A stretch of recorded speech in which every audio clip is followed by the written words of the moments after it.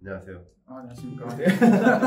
여러분 깜짝 놀라실 텐데 제가 차라리 이 중에서는 형이니까 말씀드리면 원래 오늘 그냥 술 먹기로 한 날인데 그냥 술 먹는 것보다 일 좀 하고 술 먹는 게 더 즐거울 것 같아서 그래서 그냥 급 편성이 됐습니다. 좋습니다. 먼저 진행해 주시면 어떨까요? 네, 그러면 그래도 혹시 모르실 수 있으니까 한번 그 고복 작가님께서 한번 채널명하고 그 좋네요. 책하고 이런 거 네, 안녕하세요. 저는 성장읽기라는 유튜브 채널 운영하고 있고요. 책 읽는 걸 좋아해서 책에 대한 여러 가지 리뷰 같은 거 많이 하고 있습니다. 네, 안녕하세요. 저는 경제 읽어주는 남자 김광석입니다. 반갑습니다. 유튜브 구독자로 보면 제가 제일 애기죠. 경제 읽어주는 남자 채널을 열심히 운영하고 있고요. 열심히 키워서 여러분께 보답해드리도록 하겠습니다. 반갑습니다. 네. 그리고 저는 이제 웅달책방의 웅달이고요. 지금 여기는 이제 웅달책방의 조그만 사무실에서 지금 촬영을 하고 있습니다. 그러면 제가 한번 김광석 교수님께 먼저 한번 질문을 드려보도록 하겠습니다. 교수님, 오늘은 우선은 좀 그 경제 전망보다는 저는 이게 궁금하더라고요. 그 경제 읽어주는 남자 채널을 시작하셨잖아요. 그거를 어떻게 시작하게 되셨는지. 네, 채널을 시작한 건 사실 얼마 안 되고요. 이 경제 읽어주는 남자라는 이름으로 이제 활동을 좀 오래 해왔는데 이제 어떻게 보면 읽어주는 혹은 읽어주는 남자 이 시리즈 중에서는 이제 거의 원조격에 해당되는데 수년 전에 한 교육기관에서 제 경제 전망을 주제로 강의를 촬영한 적이 있는데 그쪽에서 그냥 닉네임을 주셨어요. 그 닉네임이 경제 읽어주는 남자였습니다. 그게 저는 너무 마음에 들어서 그래서 아예 바로 상표권을 받았습니다. 그리고 그냥 개인적으로는 제 생애 첫 번째 책을 경제 읽어주는 남자로 어떻게 보면 작가로 데뷔를 했었고요. 그때 지금까지도 어쩌면 가장 많이 팔린 책이 경제 읽어주는 남자인 것 같고요. 경제 읽어주는 남자는 어떻게 보면 이 경제를 공부하고 싶은데 좀 나는 너무 어렵다. 그래서 좀 딱딱한 경제 원론서 이런 거 말고 정말 쉬운 언어로 표현된 그런 경제책 없느냐. 그러니까 경제를 쉽게 이해할 수 있도록 만드는 책이죠. 경제 트렌드나 분석서가 아니라 경제 그냥 이론서죠. 근데 그거를 완전 쉽게 표현해 본 건데 그때 많은 분들의 여러 가지 이제 표현들이 있었는데 여러분 다 아실 만한 좀 인싸 중에 한 분은 장님이 눈을 뜨게 만들어주는 책이다 라고까지 표현했고요. 정말 유명한 인싸 한 분이. 그리고 또 이 할머니도 60대 할머니인데 농사 짓는데 이 책 읽고 경제신문이 읽힌다 라는 표현까지 했어요. 그때부터 이제 좀 많은 분들이 알아봐 주시고 해서 이제 활동을 하다가 어느 순간 나는 내 채널을 열어야 되겠구나 하는 마음에 채널을 열었고 그냥 막 엄청난 목표가 아니더라도 그냥 이 시대에 살아가는 사람들의 그냥 소양이라고까지 생각을 했어요. 그러니까 가수도 그냥 방송에서 노래할 수 있지만 유튜브 채널을 운영하는 가수가 있고 또 어떤 코미디언도 코미디 방송에 출연하는 코미디언이지만 자기 채널을 갖고 있는 코미디언과 아닌 코미디언으로 구분한다면 저도 똑같은 경제 영역에서 전문가 활동을 하고 있지만 또 제 채널을 갖고 있는 전문가 활동을 해보자 하는 마음으로 그냥 어떻게 보면 포트폴리오로서 여러분께 나 이런 거 하는 사람입니다 하는 것을 보여드리고자 유튜브를 시작했는데 지금은 유튜브에 가장 많은 고민을 하고 있는 사람입니다. 여러분 많이 키워주십시오. 이게 그 전문성 경제라는 걸 딱 보면 약간 전문성 전문 영역이 강하고 용어도 좀 어렵고요. 그거를 쉽게 풀어내는 것도 엄청난 능력 같고 그리고 그게 이 시대에서는 더 필요한 것 같아요. 이 유튜브 채널이나 SNS 기술이 발달되면서 딱 김광석 교수님께서 정말 탁월한 선택을 하신 게 아닌가. 그리고 앞으로도 지금도 채널 굉장히 빨리 크고 있잖아요. 여러분이 도와주셔가지고 다 두 분도 너무 많이 도와주시고 많이들 도와주셔서 그러고 있습니다. 그래서 앞으로 더욱 잘 되실 것 같은데 그러면은 또 하나 좀 여쭤볼 게 그러면은 이제 경제 전망이 주 분야로서 채널에 계속 좀 이렇게 컨텐츠를 올리시는 건가요? 예, 맞습니다. 기본적으로 우리는 경제를 이해하기 위한 목적이 경제 전망에 있지 않나. 그러니까 지금 경제를 분석하는 것도 중요하지만 앞으로 경제가 어떻게 흘러갈까라는 것을 예측하고 싶어 하십니다. 사실은 저는 이렇게 대중적으로 여러분들을 뵙기 전에는 거의 오로지 정책적인 관점에서만 코멘트를 줬어요. 그러니까 경제가 이렇게 흘러가니까 경제정책 이렇게 해야 됩니다. 네. 늘 이런 메시지만 보고서를 통해 논문을 통해 제시를 했었고, 그러다가 어느 순간부터는 이제 경영자들한테 기업 경영하는 측면에서 경제 이렇게 흘러가니 이렇게 하세요. 예를 들면 환율 올라갈 테니까 지금 재고를 축적해 놓으세요. 한 5개월 후면 강달러가 올 테니까 지금 재고 축적해 놓으시고 강달러일 때는 수입하지 마세요. 이게 주요한 경영 전략이에요. 예를 들어 공급망 병목 현상이 야기될 테니까 구매 전략 담당자들이 구매처를 더 많이 확보하세요. 이게 경제 전망을 하고 그들한테 전달하는 메시지입니다. 제가 기업 강연을 가서 하는 이야기들의 정점인 거죠. 근데 여러분들 이제 대중들을 이제 만나뵈면서 특히 이제 재테크 관점에서의 질문을 주시니까 그쵸.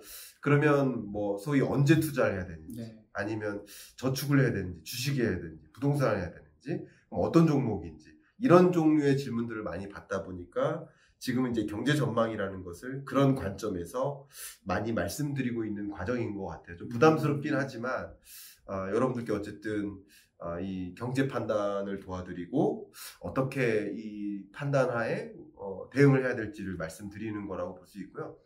좀 쉽게 말씀드리면 이런 것 같아요. 의사들이 몸을 딱 진단하잖아요. 네. 그러면 처방을 내려주잖아요. 당신의 지금 상태는 이런 거야. 그러니까 뭐 이런 약을 먹어야 돼. 술 먹으면 안 돼. 뭐 이런 종류의 처방을 내려주잖아요. 마찬가지 저의 역할은 경제를 진단하는 것이고, 그럼 진단된 경제 상황 하에서 이런 국면이니까 이런 대응을 하세요. 뭐 기업이든 정부든 가게든 뭐 그런 메시지를 전달하는 것이 저의 역할이지 않나. 그런 역할로서 여러분들께 더 많이 다가가기 위해서 지금 이제 매년 경제 전망서를 발표하고 경제 전망서에 담긴 내용을 여러분께 알려드리고, 지금도 사실은 23년 전망을 준비하다가 왔는데 이제 얼마 안 남았습니다. 네, 이제 그쵸. 10월 중순이니까. 그때 나오세요? 10월 중순에 항상 나오니까 네, 경제 전망서를 2050년 경제 전망까지 여러분께 독자들하고 약속을 했기 때문에 제가 손가락이 살아있는 한, 생각이 살아있는 한 끝까지 여러분께 전망서를 내도록 하겠습니다. 네, 그게 제 방향인 것 같습니다. 너무 중요한 역할을 하시는 것 같습니다. 이게 진짜 그러한 의사결정 하나로 기업은 진짜 수억을 아낄 수 있고, 그렇죠. 이 개인들도 수천만 원에서 네. 수억을 아낄 수도 있는 거고. 네, 네. 맞습니다. 손가락이 살아있는 그날까지 끝내주시면 좋겠습니다. 그럼 저도 이제 질문 하나 드리고 싶은데, 네, 그럼 이제 하반기 경제가 지금 되게 사람들이 헷갈려 하고 있거든요. 네, 뭐 부동산 투자라든 주식을 투자하든 뭐 네. 어떤 그냥 경제 신문 읽으시는 분이든 네. 어떻게 보고 계신가요 지금? 하반기 경제 너무 좋은 질문 주셨습니다. 네. 역시 들어가야 바로 들어오셨는데 저도 이제 여기 여러분은 잘 안 보시면 앞에 이게 책꽂이가 이렇게 있습니다. 이 방에. 근데 저기에 22년 전망서가 딱 있고 있네요. 저쪽에 긴축의 시대라는 네. 제 책이 있는데요. 22년 전망서에 제시해드렸던 메시지 그대로입니다. 그러니까 그때도 솔직히 말씀드리면 주식 투자하지 마시라고 했고요. 작년 10월부터 주식 투자 시점이 아니고 22년은 인플레이션의 시대, 긴축의 시대다. 긴축의 시대에 맞게 금리 인상의 시대다. 그러니까 물가 상승의 시대, 금리 인상의 시대다. 그렇기 때문에 야기되는 시장의 현상들을 설명해 놓은 거죠. 물가가 너무 높으니까 높은 물가가 유지되는 한 금리 인상 행보를 계속 유지하고, 그러다 보면 자연스럽게 시장에 영향을 미칠 텐데 첫 번째 시장은 외환 시장이죠. 달러 강세가 나오는 거고요. 너무 자명한 일인 거죠. 두 번째, 이 자본 시장에는 주가의 하방 압력을 계속 받는 거죠. 자명한 일인 거고요. 또 역시 이 자산 시장이라고 할 수 있는 부동산 시장 같은 경우는 침체되는 것이죠. 자명한 일이죠. 돈의 이동이 있으니까 가상자산에서 빠져나오는 거죠. 현금화. 그러니까 당연히 디지털 화폐를 비롯한 각종 가상자산들은 하방 압력을 엄청나게 받는 거죠.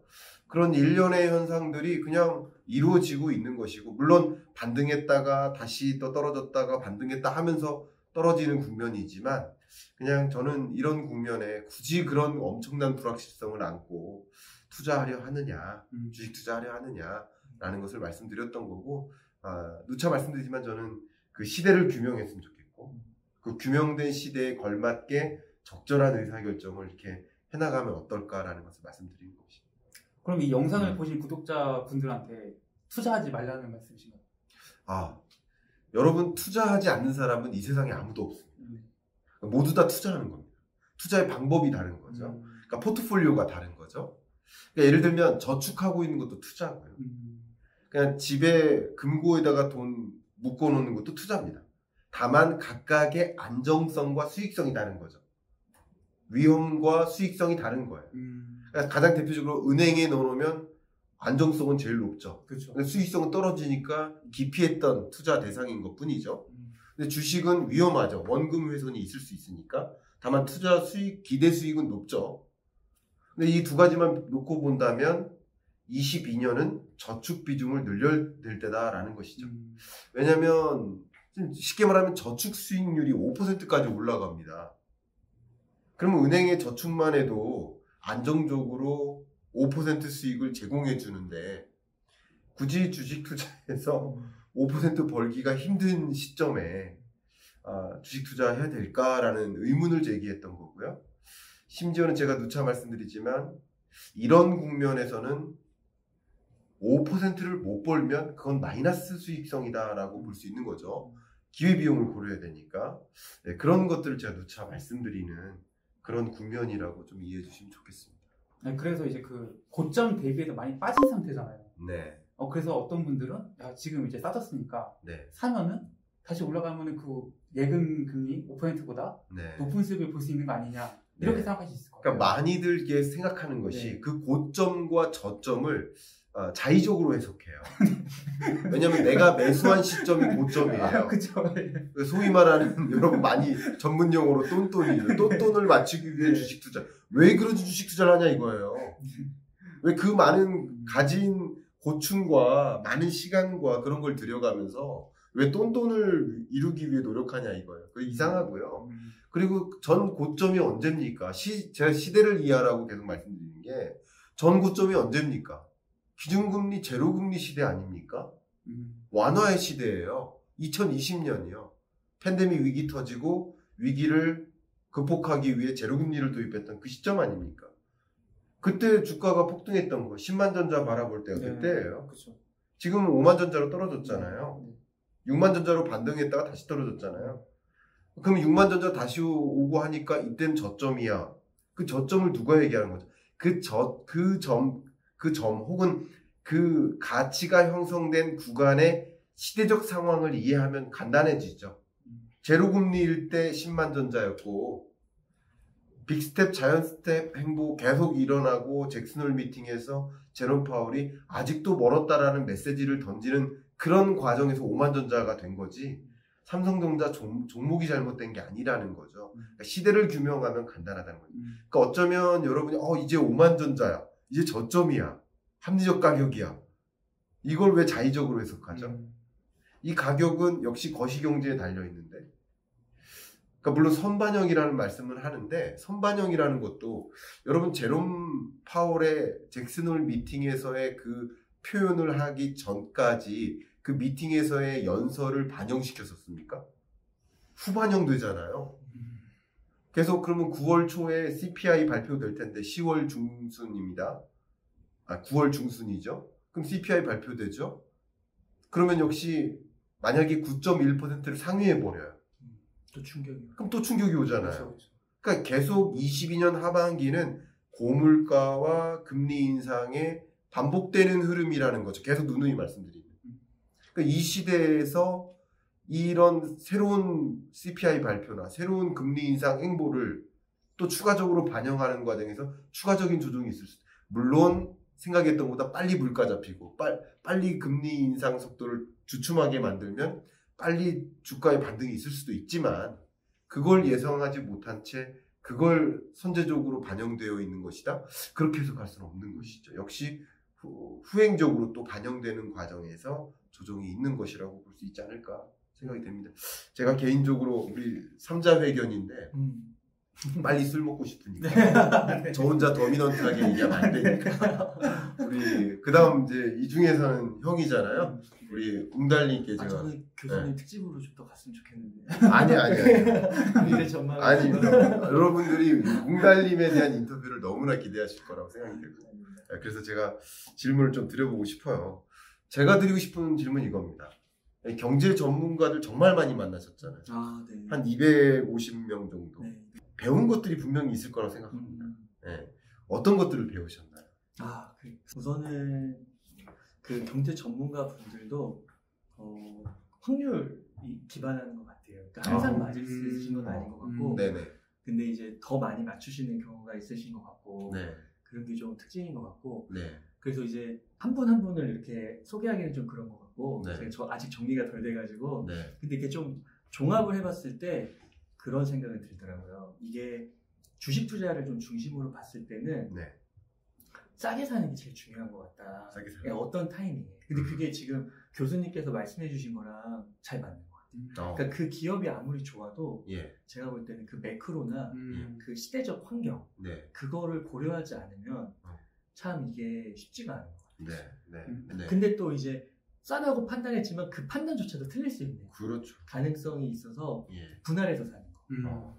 분할해서 사는 게 또 필요한 것 같고 그 다음에 이게 지금 올 초부터 한 6개월 이상 이렇게 하락장이 좀 들어오면서 네네. 또 느끼는 게 있는데 그 물린 분들이 물린 주식 어떻게 하냐고 또 질문을 해주시더라고요. 근데 조금 냉정하게 말하면 답이 없는 것 같아요. 그러니까 처음에 주식을 잘못 사면, 그러니까 여기서의 주식을 잘못 샀다는 건 가격적인 면이 아니라 종목을 잘못 고르게 되면은 네. 사실 답이 없는 거. 그러면은 어떤 종목을 샀어야 되냐라고 네. 한다면은 네. 그래도 어느 정도는 돈도 잘 벌고 네. 매출과 영업이익이 성장을 하고 네. 그 다음에 지금 내가 좀 비싸게 샀더라도 다시 정고점을 올라갈 수 있는지를 떨어져서 올라갈 수 있는지를 생각해 그런 주식을 사야 되지 않나. 애초에 잘못 사면은 네. 진짜 행운이 아닌 이상은 정말 그 늪에서 빠져나오기가 너무 힘들다. 그럼 공목을 잘 골랐다. 이러면은 그 가격은 상관없나요? 그러니까 네. 그래도 싸게 사는 게 중요한데 그런데 이제 실수할 수 있으니까 쪼개서 사면 괜찮다고 보는 거고.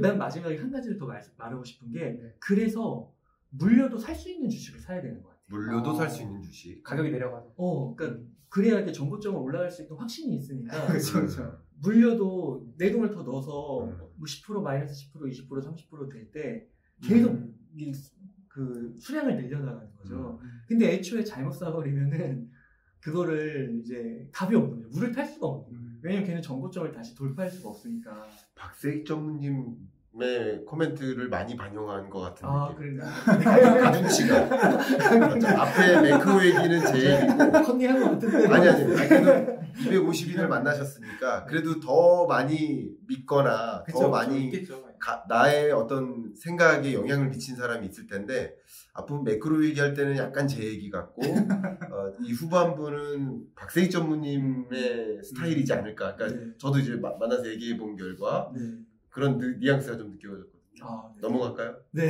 그렇죠. 네. 아마도 지금 이제 웅달님께서 정립하신 이 정도의 스탠스가 가장 중립적이고 객관적인 컨셉의 투자가 아닌가 생각이 되고요. 그러니까 250인을 이렇게 만나면서 갖게 된 그 노하우를 여러분들도 같은 방식으로 채널을 통해서 받게 되지 않을까. 저 얘기 잘했습니까? 네. 네. 아주 좋은 인터뷰인 것 같습니다. 제가 한 가지 질문 더 드릴게요. 네. 주식에 가깝게 얘기를 했는데 주식이나 부동산이나 경제 전반에 대해서 이런 컨텐츠에서 다루시잖아요. 근데 또 가상자산 암호화폐도 좀 다루시는데 그쪽으로 투자하고 계신지 궁금합니다. 저는 암호화폐를 올 초부터 투자를 하고 있습니다. 네. 실제로 저자분들을 만나고 제가 어느 정도 이렇게 소식은 듣다가 이런 저는 이 일이 너무 즐거운 것 같아요. 이 책이 많이 나오잖아요. NFT, 암호화폐, 메타버스, 블록체인 다 연결되어 있는 현상인데 이쪽을 공부하면 공부할수록 그리고 저자분들과 만나서 실제 얘기를 하면 할수록 이거는 제가 판단할 때는 불가피한 미래, 무조건 필연적으로 발생할 수밖에 없는 미래라고 보거든요. 그래서 또 혹자는 그럴 수 있어요. 뭐 비트코인 사기고 영어 네. 말고 변동성이 네. 너무 심하고.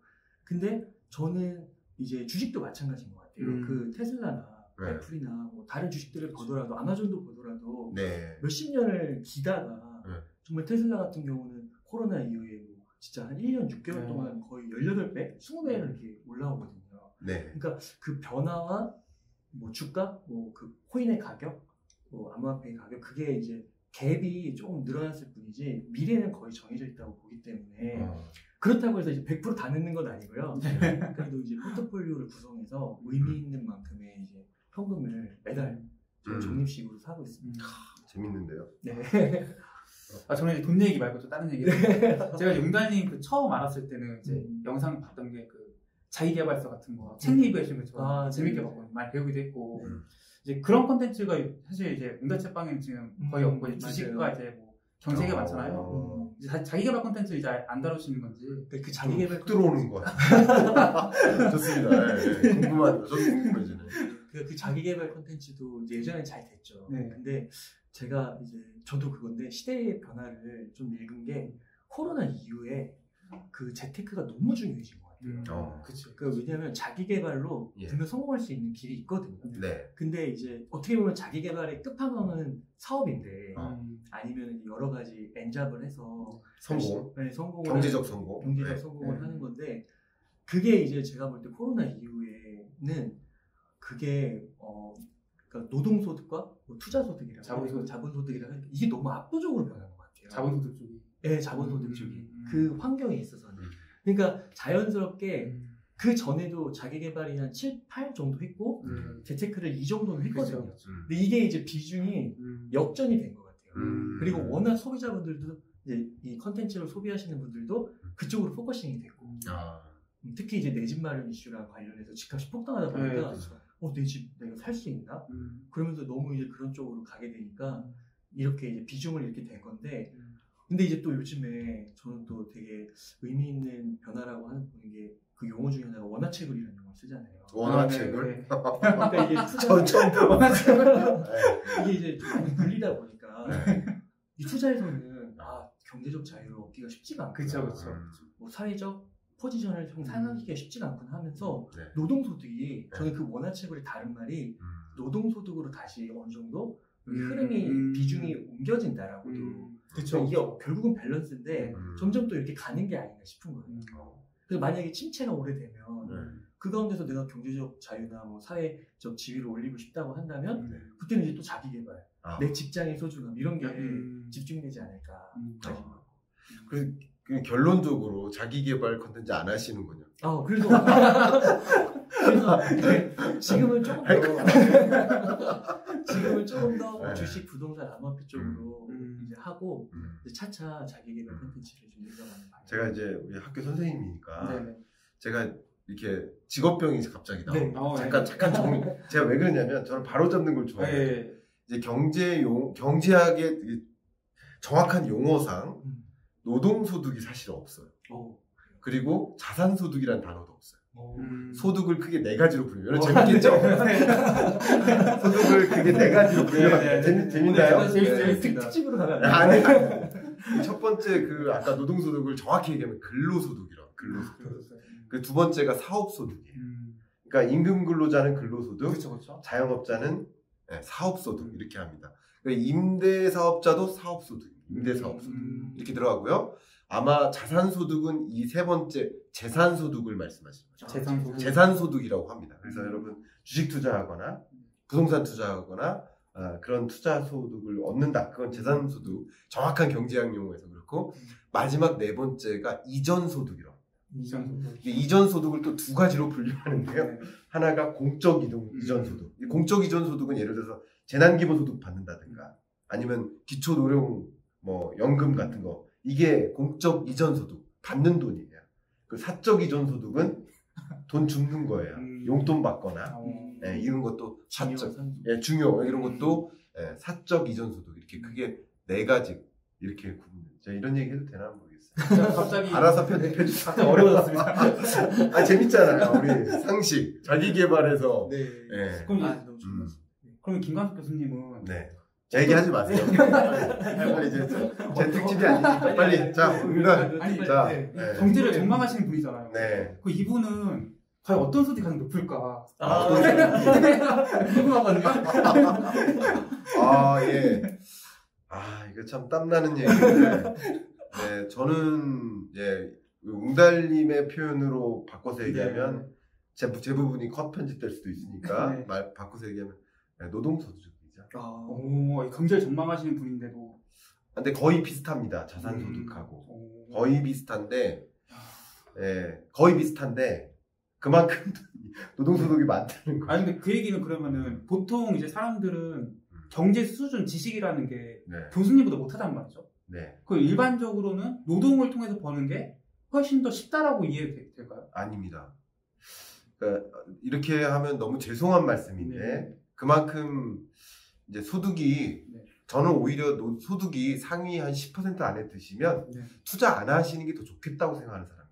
아, 그래요? 저의 생각은. 오. 왜냐면 그것으로서도 충분히 부자인데, 상위 10%면 거의 연봉 한 6, 7천 정도 아닌가요? 상위 10%요? 네. 그렇죠. 아, 그래요? 저는 솔직히 말씀드리면, 네. 그냥 1억 연봉 이상이면 그냥 열심히 일하시는 게 좋다고 생각합니다. 아, 와. 뭐 굳이 뭐 우리가 몇백억 부자 될 필요 있는가 하는 거예요. 네, 근데 뭐 저는 굳이 이렇게 따지면 상위 1% 안에 드니까 소득으로 벌어들이는 그게 제가 투자에서도 좀 많이 버는 편인데 거의 비슷하거나 이게 더 많은 것 같다는 생각입니다. 예, 예, 그렇습니다. 그러니까 지금 딱 말씀을 제가 김광석 교수님 들으면서도 되게 인사이트 있는 말씀이라고 생각이 드는 게, 네, 그러니까 교수님과 같은 수준의 예. 경제적 지식을 갖고 있음에도 불구하고 예, 그 노동소득이 어느 정도 레벨 이상으로 올라갔을 경우, 근로소득이 사업소득이 예. 넘어갔을 경우는 그쪽에 더 집중하라고 메시지를 주시잖아요. 네, 저는 그렇습니다. 근데 어떻게 보면 많은 네. 분들은 예, 제가 봤을 때 지금 상황 속에서는 네, 너무 한쪽으로 조금 투자나 그쵸. 이런 재테크 연구라고 쪽으로 하는 거. 그런 쪽으로 좀 많이 가 있는 게 아. 아닌가. 그리고 오히려 대기업, 좋은 기업 다니더라도 상대적 박탈감을 느끼고 벼락거지 막 이런 얘기 쓰시고 내 생에 대기업도 망했다라고 막 하시는 분들도 많아요. 그러니까 좀 안타까운 현상인 것 같습니다. 제가 지난주에 우연히 홍사원의 경제쇼에 나와가지고 그 홍사원 기자님이 굉장히 정의의 사도스러운 분이세요.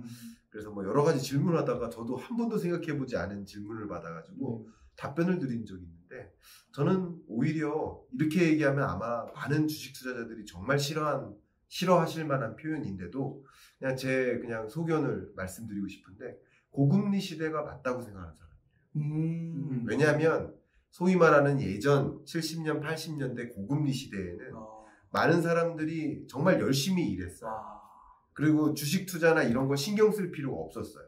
왜냐하면 10% 이상의 고금리이기 때문에 열심히 일해서 그 소득을 저축해도 상당히 많은 소득을 가져다 주고, 지금 1년에 많은 소위 말하는 이제 청년들이 어떤 자기의 어떤 전문성을 갖추고 자기의 역량을 기르고 자기 개발해가지고 사회에서 인재가 되고, 또 그것이 우리 한국 경제의 성장 동력이 되는 이런 선순환 구조를 만드는 데서 좀 벗어난 경제 구조 아닌가. 너무나 그냥 오로지 부동산 투자, 오로지 가상자산 투자, 오로지 주식 투자로 돈 벌면 그러면 우리 경제가 결과적으로는 서로 망하는 꼴로 가는 게 아닐까. 물론 고금리 시대에 야기되는 또 다른 양극화 문제도 있습니다. 물론 있습니다만 그게 그나마 노동의 가치를 인정해주는 시대가 아닌가. 그래서 우리가 어린 시절에 특히 15세에서 25세 그 기간 동안 정말 나의 역량을 개발하고 나의 전문성을 갖는데 집중해서 나의 가치를 끌어올리는데 집중해야 되는데, 그 시간에 정말 많은 우리 대학생들도 제가 만나보면 투자 관점에서의 경제 공부밖에 없어요. 너무 안타깝다는 거죠. 그러니까 이게 사람마다 갖고 있는 철학이 다를 테니까 제가 정답이라는 뜻이 아니라 저는 그런 생각을 갖고 있다는 것이고, 그런 관점에서 저는 이제 특히 고소득자들이라면 자기 삶에 만족하고 혹은 자기의 역량을 더 개발해서 자기의 영향력을 행사하는 그런 인물로 됐으면 좋겠지, 그거 가지고도 또 어떻게 투자해서 그냥 이렇게 부자가 돼야 되겠다는 꿈을 그리실 필요가 있을까. 그 정도면 이제 충분히 부자가 되는 경로 안에 계신데, 근데 근데 결과적으로 지금 내가 소득 하위 뭐 3분위, 4분위 뭐 이 정도 된다. 5분위 중에서 그 정도 된다면 자산 가치가 굉장히 높게 형성되니까 또 적극적으로 투자 의사 결정하셔서 부자가 되는 경로로 가실 필요는 있다고 보지만 이미 상위 1%, 10% 되는 사람들이라면 소득 기준으로 그러면 적극적으로 이제 우리 경제를 이제 더 부강한 경제로 만드는데 예를 들면 의사 여러분들이시면 우리 환자들 더 잘 케어해 주시고 또 이 의료 기술을 해외에 좀 수출로서 연결할 수 있도록 한국 경제 고부가 가치화 하는데 또 역량을 발휘하셔도 될 것이지 어떻게 내 이 구축된 이 소득을 몇 억씩 버시면서 그 소득을 또 어떻게 자산 관리해서 또 몇백억 몇천억 부자가 될까를 고민하실 필요가 있는가 하는 관점인 거예요. 뭐가 맞는지는 모르겠으나 저는 개인적으로 그런 생각을 갖고 있고 저는 제 소득에 너무나 만족하고 있기 때문에 뭐 투자도 분명히 합니다만 그리고 안정적인 투자를 지향합니다만 그게 주가 될 필요는 없다고 생각하는 거죠. 제 인터뷰가 되면 안 됩니다. 질문 주시니까 답변 드리지만 제 인터뷰가 되면 안 됩니다. 너무 인사이트 있는 말씀. 아니요, 그냥 제 생각인 거예요. 이게 뭐가 맞다는 건 아닙니다. 근데 저는 그런 생각 갖고 있는데 그 홍사훈 기자님께서 너무 동조해 주셔가지고 그 생각을 근데 그게 맞는 건 아니죠. 또 그것으로 야기되는 여러 가지 문제점들이 분명히 있을 겁니다. 제가 조금만 한번 첨언을 좀 해보면 네. 그 비트코인 네. 투자자 중에서 그 맥스 카이저랑 마이클 세일러라는 분이 있거든요. 네. 이런 분들은 진짜 그 전 재산을 비트코인에 걸고 네. 회사의 대부분의 자산을 막 비트코인을 갖고 있고 네. 엄청 유명한 분들이에요. 네. 근데 이분들이 주장하는 제일 첫 번째 그게 뭐냐면 정책 입안자들한테 금리 올리라는 거예요. 그러니까 금리를 내리니까 비트코인이 그만큼 가치가 생기고 자산으로서의 가치가 있는 거다. 그래서 어떤 분들은 심지어 금리 올리면 비트코인을 팔아버리겠다. 그렇게 주장하시는 분들이 있어요. 네, 이게 네. 희소한 자원의 네. 그런 특징들이 있잖아요. 그렇죠. 그래서 이게 그 인플레와 그 화폐량과 비트코인을 엮어서 보시더라고요. 네, 그만큼 네. 확신을 갖고. 네. 그러니까 이런 것들과도 또 연결되는 느낌이 있어요. 그렇죠. 어떻게 보면 건전한 생태계가 무너지는 거죠. 반대로 금리가 낮다 보니까 네, 맞아요. 높은 금리 속에서 건전한 경제 생태계가 나올 수도 있다는 거죠. 뭐 이렇게 하나 저렇게 하나 자산 양극화는 일어날 겁니다. 그렇죠. 생각해 보세요. 자산 가치가 올라가나 돈의 가치가 올라가나 둘 다 고자산가들은 어차피 부를 유지할 거예요. 그러니까 고금리가 되면 갖고 있는 소득을 가지고 이자 장사해가지고 더 양극화 벌어지는 거 아니냐 하지만 그거 아니어도 양극화는 어차피 이어집니다. 다만 노동의 가치를 인정받게 되는 시대는 그 시대라는 거죠. 그런 관점에서 의견을 드렸던 것뿐입니다. 네. 네. 이제 웅단님 이제 네. 아까 암호화폐 투자하신다고 하셨잖아요. 이제 사실 암호화폐는 아직 많은 분들이 아직도 좀 어려워하고 그렇죠. 좀 낯설어 하시는 것 같아요. 혹시 이제 좀 추천해 주실 만한 책 같은 게 있으신가요? 추천해 주는 책이요? 네. 뭐 많은데 제가 그럼 최근에 좀 재미있게 읽은 책, 최근에 이게 따끈따끈하게 나온 신간 2권이 있어서 생각나는 게 하나가 그 웹 3.0 사용 설명서라는 책이 하나 있고요.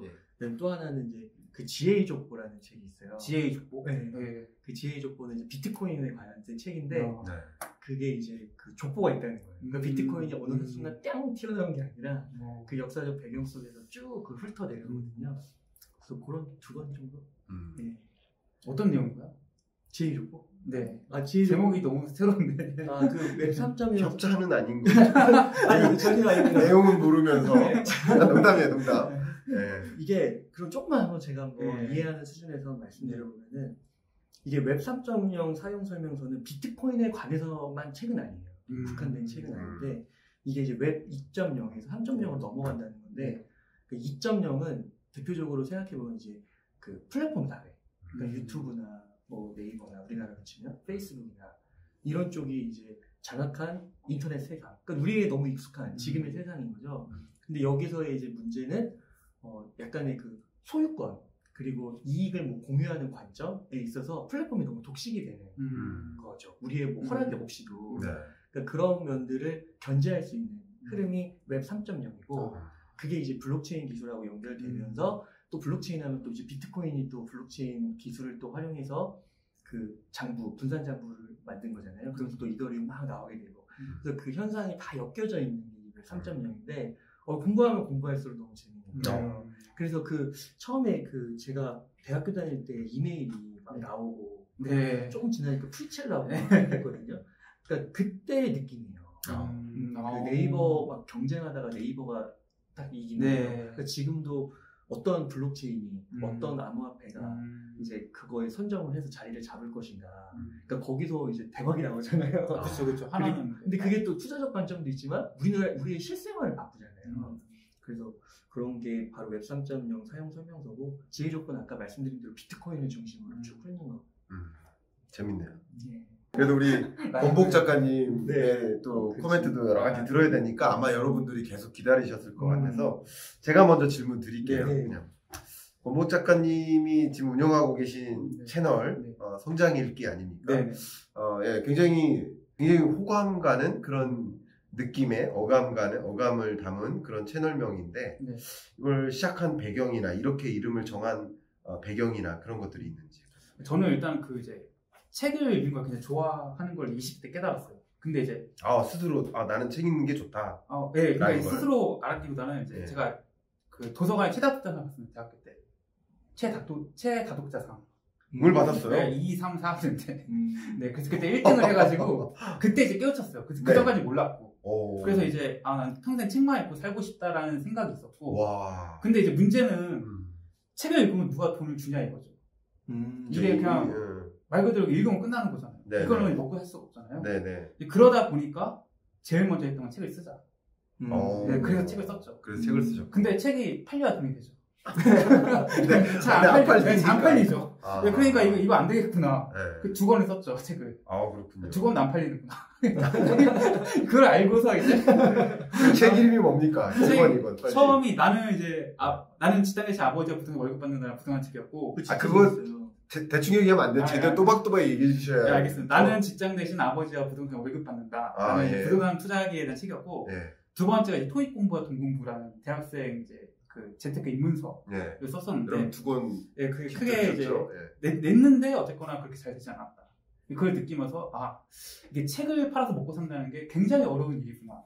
그걸 깨우치고 이제 어쨌거나 살아남아야 되니까 고민하다가 유튜브를 해보자.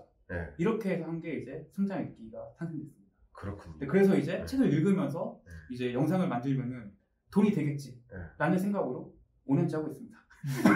갑자기 제가 드는 생각이 제가 개인적으로 아마 우리나라에서 책 읽기로 돈 버는 사람 중에 제가 친하게 지내는 분이 이동우 소장님이에요. 아주 친한데 저보다 돈을 더 많이 벌고. 진짜요?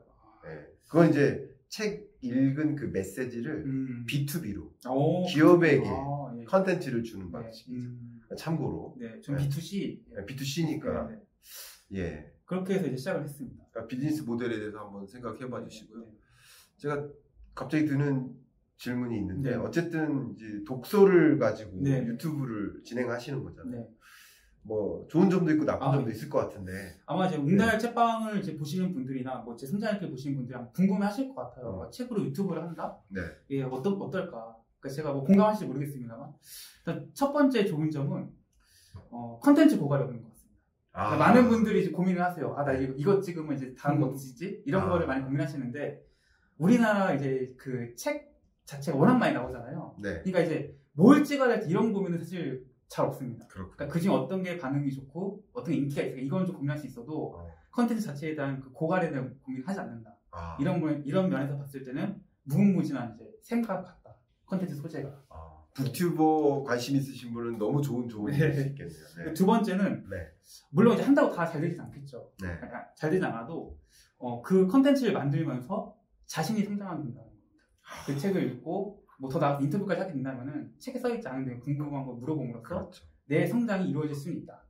이게 조금 이제 다른 유튜브 소재들과는 좀 다른 것 같습니다. 이게 일단 좋은 점 2가지고요. 나쁜 점은 제가 느끼기에는 일단은 그 책이라는 게 굉장히 지루합니다. 아니 책 읽기 좋아한다면서요? 아니 좋아한다면서 유튜브 시장에서 얼마나 재밌는 영상이 많은데 얼마나 재밌는 영상이 많은데 이 책에 대한 영상을 보겠다는 거는 굉장히 그 시장이 작다라는 거죠. 그래서 이게 조금 이제 뭐랄까 다른 이제 뭐 예를 들어서 먹방이라는 분야가 있으면은 500만, 300만 구독자들 많아요. 네. 근데 책 채널 보시면은 커봐야 100만, 200만인 거예요. 아. 왜냐면 글로벌로 못 나가거든요, 일단. 그렇죠. 예, 그리고 자극적이지 않기 때문에 어떻게 보면 되게 좀 지루한 컨텐츠다. 이 첫 번째 단점인 것 같고요. 두 번째, 소득이라는 측면을 봤을 때, 어쨌거나 뭐 유튜버로서의 수익이 유튜브 광고 수익도 있지만 뭐 기업에서의 광고 의뢰 같은 거 있잖아요. 네. 그러니까 그런 것들이 네. 이게 시장이 크면은 네. 이게 이제 광고 단가가 기본적으로 높아지죠. 예를 들어서 뭐 제가 이제 아는 분들이 뭐 부동산 네. 이쪽을 하시는 분 계세요. 그러니까 이런 분들 뭐 실버타운 이런 걸 취재하러 갔는데 네. 그냥 뭐 한번 그분 콘텐츠 자체가 그냥 그런 걸 취재하시는 분이에요. 네. 그러니까 한번 찍으러 와주면은 그냥 최하 500이라는 거죠. 그러니까 그분 채널 크지도 않아요. 10만 미만이야. 근데도 이제 워낙 부동산이 몇 억 단위고 이러다 보니까 그들한테 이게 분양 하나 되면은 500은 아무것도 돈이 아닌 거죠. 근데 책은 출판사들 다 되게 영세하단 말이에요. 그러니까 이게 50만 원, 100만 원을 쓸 때도 아 이게 정말 될까 안 될까? 따지는 게 많아서 이게 광고가 실제로 잘 들어오지도 않고 들어오더라도 광고 단가가 낮아서 약간 이런 수익적인 측면에서 좀 한계가 있지 않나. 이 두 가지를 좀 말씀드리고 싶습니다. 제가 한번 질문을 드려볼게요. 그러면 그 건복 작가님께서 지금 제가 알기로는 직접 그 촬영 편집 업로드까지 하시잖아요. 그 영상도 막 하루에 한 개도 아니고 2개, 3개 올리시잖아요. 혼자 하시는 거 맞으시죠? 네, 일단 혼자 하고 있고요. 이게 어쨌거나 규모의 경제가 된다든지 수익적으로 된다면서 사람을 쓰겠지만 이 가나의 수공의 입장에서 저 혼자 다 할 수밖에 없는 상황인 건데 그러니까 저는 그런 것 같아요. 일단은 이 많은 것들을 어떻게 다 하냐 이런 질문들 많이 받는데 결국은 루틴을 만드는 게 중요한 것 같아요. 네, 루틴을 어떻게 짜서 어떻게 하느냐에 따라서 이제 거의 달린 것 같고 저 같은 경우는 이제 보통 이제 저는 이제 아침에 좀 일찍 일어나거든요. 3시에 일어나서 이제 보통 이제 편집 촬영한 것들 편집이 들어갑니다. 그래서 이제 3시부터 8시까지 이제 편집하고 제 책 리뷰하는 것들 이제 그거 찍고 그것도 올리고 그 작업이 끝나고요. 그다음에 오전에 좀 책을 읽고 그다음 오후에 인터뷰 촬영을 하고 이 루틴으로 계속 반복하다 보니까 어차피 하다 보면 계속 습관이 되기 마련이고 시간이 좀 짧아지잖아요. 그러니까 그런 게 이제 몸에 익으니까 자연스럽게 이제 되는 것 같습니다. 그러면은 좀 재테크 측면에서 좀 여쭤볼 때 재테크 쪽에서 추천해주고 싶은 책 혹시 있으셨나요? 그동안? 말씀 잘하셔야 돼요. 네, 준비했습니다. 농담입니다. 농담. 정말 농담입니다. 농담입니다. 싸게 얘기는 건 아니었고 제가 뭐 말씀드리면 3권을 제가 일단 갖고 왔는데 첫 번째는 일단은 그냥 가장 부의 마인드, 재테크 마인드를 만들어주는 책을 생각하는데 부자 아빠 강한 아빠. 부자 아빠. 네, 그래서 현금 흐름의 중요성을 굉장히 강조하는 책이죠. 그 책은 그거를 바뀌는 것 같아요. 네, 마인드 셋을 설정하기 가장 좋은 책인 것 같습니다. 그래, 읽어봐야겠네요. 그렇죠? 두 번째는 이제 부의 추월차선. 부의 추월차선. 그건 결국에 사업하라는 얘기인데 진짜 내가 큰 돈을 벌고 싶다. 그것도 빠른 시간 내에. 그런 이제 부의 추월차선으로 왜 약간 월급만 받아서 안 되는지 이런 이제 마인드를 좀 바꾸시면 좋겠다. 세 번째 현실 재테크 측면에서 이제 김광석 교수님 쓰신 긴축의 시대. 안아드릴게요. 그래서 제가 긴축의 시대 추천한 이유는 지금은 이제 어떤 전환기잖아요. 거기서 과거처럼 아파트가 이제 20억인데 뭐 2억이 떨어졌대. 지금 사야 되냐 말아야 되냐. 이런 걸 막 고민하시는데 그러니까 이런 것들을 사실 뭐 일부 책에서는 무리하게 이걸 찝어요. 또. 뭐 지금 자기가 마치 다 아는 듯이 그런 게 많은데 이제 그런 것들이 전혀 없고 굉장히 흐름상에서 아까 설명해 주시고 시대를 짚어주시고 이런 상황이니까 거기서 이제 알아서 판단을 하시라. 이런 관점이 되게 좋았고 이제 전환기이기 때문에 한번 읽어봐서 변화하는 경제 판을 한번 보셨으면 좋겠다. 이런 측면에서 제가 갖고 왔습니다. 제가 오늘 밥 사겠습니다. 이거 가 얻으려고 한 거 아니고요. 그러면 이렇게 3권 주문하면 아까 그 추천한 2권이랑 그죠? 이거 읽지 마시고요. 긴축의 시대 제가 사겠습니다. 이렇게 화기애애하게 끝날 줄이야. 저는 몰랐네요. 근데 저는 고목 작가님의 포인트가 한 가지 꼭 얘기해야 될 게 있는 거예요. 이거는 이제 옆에서 좀 지켜본 사람만 짚을 수 있는 부분이거든요. 그게 뭐냐면 이게 북튜브가 쉽지는 않습니다. 말씀하신 대로 시장의 크기나 이렇게 경제적인 측면에서 크지 않다고 이런 걸 얘기해 주잖아요. 그래서 혹시 이걸 들으셨을 때 이거 뭐야 뭐 돈도 안 되는데 이거 어떻게 하라는 거야 이렇게 혹시 받아들일 수 있을까봐. 근데 건복 작가님은 큰 장점이 있는 게 현금이 흐름이 있으세요.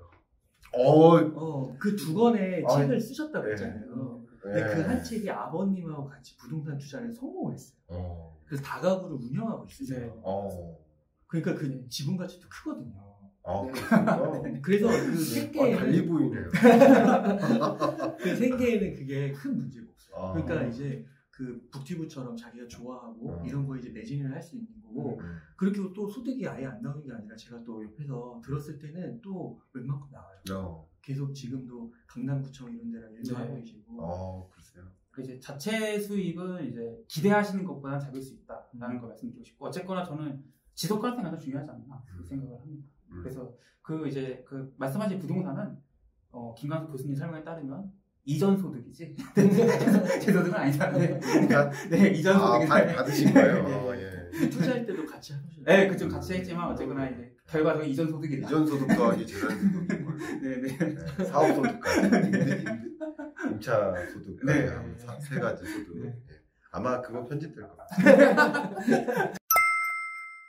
여기까지 하시죠. 네, 좋습니다. 배고프시죠? 네. 그럼 어떻게 마지막으로 인사하고 마지막 소감 한 말씀 하실까요? 네. 그러면 소감. 자, 소감.